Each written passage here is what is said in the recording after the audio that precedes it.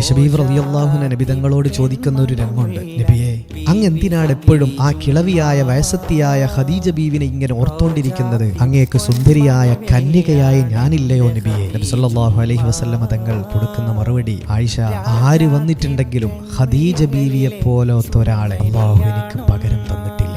അത്രമേൽ പ്രിയപ്പെട്ട ആളുകൾക്ക് പകരമാകാൻ ജീവിതത്തിലേക്ക് ആര് വന്നാലും സാധ്യമല്ല. 25-ാമത്തെ വയസ്സിൽ നബിതങ്ങൾ കല്യാണം കഴിക്കുമ്പോൾ ഖദീജ ബീവിക്ക് വയസ്സ് 40. നബിതങ്ങളെക്കാൾ 15 വയസ്സ് കൂടുതലാണ്. മാത്രമല്ല 2 ഭർത്താക്കന്മാര് ബീവിയുടേത് മരണപ്പെട്ടു പോയിട്ടുണ്ട്.